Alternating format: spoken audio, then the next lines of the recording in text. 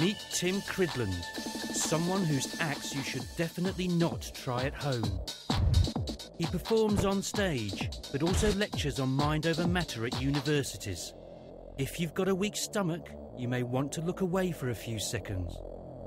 I've kind of gone deeper into it and can do things that other people aren't necessarily able to. But at the same time, there's nothing physiologically different with me. Everything I've done, I've trained myself to do.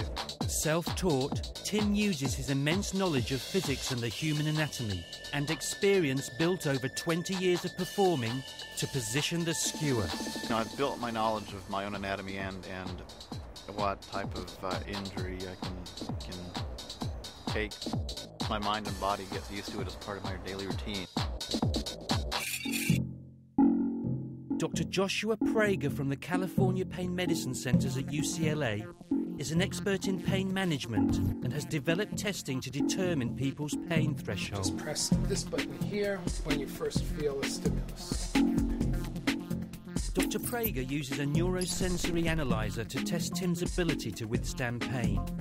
The machine creates extremes of heat and cold via the sensors strapped to Tim's hand.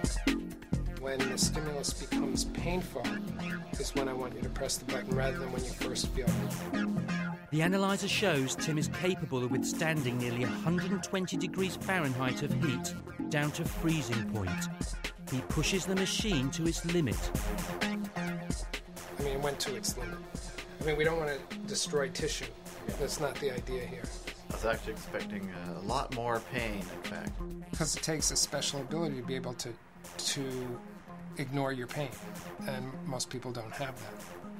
And I don't think most people necessarily could be trained to do it, nor would most people ever want to. In fact, Tim copes with pain by combining self-hypnosis with meditation techniques from Sufism, a mystical branch of Islam. Once you have kind of a mental construct of what pain might look like, when you visually change it in your mind, that can actually change how you're feeling it. This metal bar is glowing red hot at about 1400 degrees Fahrenheit.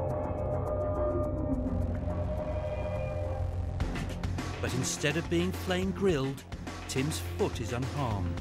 My feet aren't getting burned, but the skin kind of gets dry. I get this kind of discoloration on the bottom of my foot.